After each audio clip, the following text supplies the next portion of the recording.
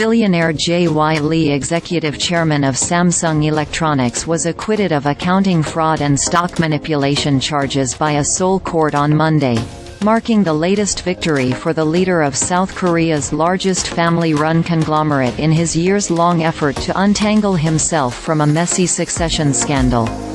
A Seoul Central District Court judge found Lee, 55, not guilty on charges of stock price manipulation and accounting fraud related to the 2015 merger of two Samsung affiliates, Samsung C&T and Chile Industries, to help him cement control of the Samsung conglomerate. "There is no proof of a crime in any of the indictments in this case," said Park Jung-jae, presiding judge of the Seoul Central District Court, per local media reports. Samsung did not immediately respond to a request for comment. Lee, who previously denied all charges, has an estimated net worth of $10.8 billion, according to Forbes's real-time billionaires list. He was number 2 on Forbes's latest list of Korea's 50 richest people. The verdict bookends Samsung's almost decade-long legal saga, which ignited public censure over the cozy relationships between South Korean authorities and the country's family-run conglomerates, known as chaebols.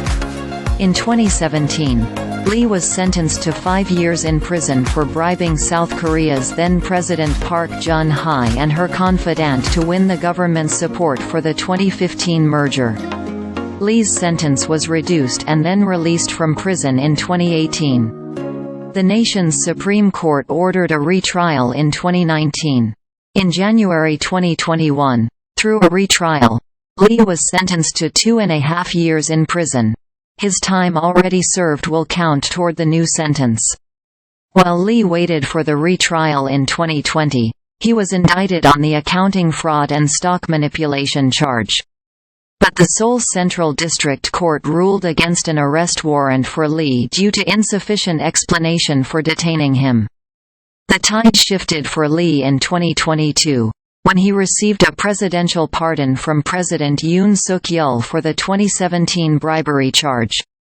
The Justice Ministry, announcing the pardon, claimed Lee could help South Korea mitigate its national economic crisis. In 2022, Lee was named the executive chairman of Samsung Electronics, taking the reins 2 years after his father, Lee Kun-hee, passed away. The Blue House has tapped Samsung to lead the country's flagging economy, particularly in the field of semiconductors.